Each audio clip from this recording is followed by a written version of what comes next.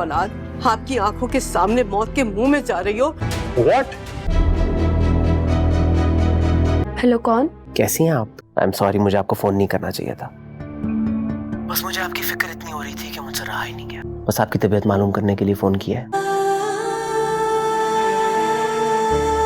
अगर तुमने कुछ भी की तुम मेरा मरा मुंह देखो। अब जाओ अपने कमरे में। ड्रामा सीरियल चालबाज के आने वाले एपिसोड में आप लोग देखेंगे आखिरकार अनाया ने अपनी माँ बाप की इज्जत को नीलाम करने का फैसला कर ही लिया और आखिरी वक्त में उसकी माँ ने उसे बहुत समझाया कि अब तुम्हारी माँ की इज्जत तुम्हारी सोच पे मुनज़र है, क्योंकि इकरार के 3 लफ्ज तुम्हारी माँ को तलाक के 3 लफ्जों से बचा सकती है। अब अनाया की माँ की इज्जत अनाया के हाथ में है। अगर अनाया ने रोहान से शादी करने के लिए रजामंदी दिखाई तो उसकी माँ को तलाक मिलने से उसकी जिंदगी बच जाएगी, क्योंकि वो अपनी बेटी को अच्छे से जानती है कि अपनी बेटी को इतनी बड़ी बातें बोल दूं कि फिर ही वो मेरी इज्जत के बारे में सोचेगी, वरना मेरी बेटी कभी भी मेरे बारे में नहीं सोचेगी। क्योंकि इस बार अनाया की जिद ही कुछ ऐसी है, उसे किसी भी सूरत शायन से शादी करनी ही है। लेकिन यहाँ पर उसके माँ बाप और उसकी बहन उसे इस कीचड़ पे गिरने से बचा रहे हैं। लेकिन उसे इस वक्त ये बात समझ में नहीं आ रही, जब शायन उसे अपने साथ ले जाएगा और वहां पर जाकर उसे बहुत बड़ा धोखा देगा और उसे दिखाएगा कि उसकी जिंदगी कैसे गुजरती है, कैसे वो लड़कियों के साथ हैंग आउट करता है। तो यहाँ पर अनाया सब कुछ देखकर हैरान हो जाएगी कि जिस शायन को मैं पसंद करती थी उसके आगे पीछे इतनी सारी लड़कियां हैं। और यहाँ पर अनाया उससे पूछेगी भी ये सब कुछ क्या है, लेकिन शायन उससे कहेगा तुम्हें क्या लगता है कि मैं तुमसे शादी करना चाहता हूँ? मैं तो तुम्हारे साथ टाइम पास कर रहा था,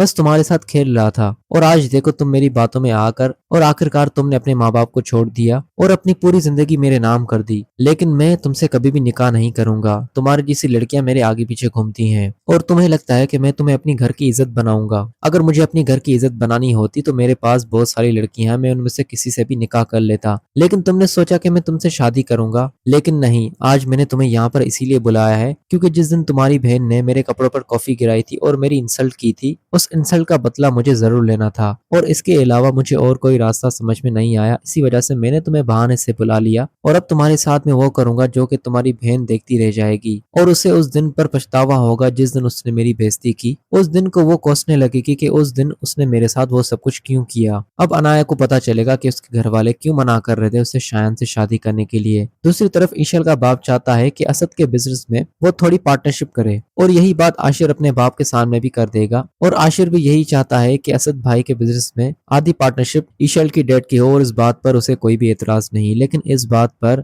असद के बाप को एतराज होगा और असद का बाप आशिर से कहेगा कि तुम दोनों भाई को इस बात के बारे में सोचना चाहिए कि तुम दोनों भाई अपने भाई के बराबर नहीं बल्कि एक कदम पीछे रहो। लेकिन तुम दोनों भाइयों ने यह सोच भी कैसे लिया कि तुम असद की बराबरी करोगे? इन तीनों भाइयों का बाप कभी भी तीनों भाइयों को इस तरह से ट्रीट नहीं करता, लेकिन ये सारी की सारी फसाद की जड़ आयजा है और उसी ने ही 3 बेटों को उसके बाद से बदजन कर दिया। और आखिर जब आयजा ये बातें सुनेगी तो आयजा को बहुत खुशी होगी कि अब दोनों भाई असद के नीचे रहेंगे और एक कदम असद से पीछे रहेंगे। लेकिन अपने इस बाप के फैसले पर रोहान को एतराज होगा और रोहान बोलेगा कि जब बिजनेस तीनों भाइयों के हिस्से में आता है तो तीनों भाई के हिस्से में ही आना चाहिए और तीनों भाइयों की बराबर मर्जी चलनी चाहिए, ना कि सिर्फ असद भाई की। जब रोहान इस बात पर आर्ग्यू करेगा तो यहाँ पर अब घर में बहुत बड़ा तमाशा होगा, क्योंकि आयजा अपने शौहर के नीचे दोनों भाइयों को दबा के रखना चाहती है। लेकिन अब जब रोहान की भी शादी होने वाली है अनाया के साथ, तो वो भी अब खुद को बच्चा नहीं बल्कि समझदार समझता है, क्योंकि अब वो भी एक जिम्मेदार शौहर बनने वाला है। आने वाले एपिसोड में अनाया को शायन की हकीकत पता चलने वाली है और उसके बाद अनाया खुद मजबूर होकर रोहान से शादी कर लेगी।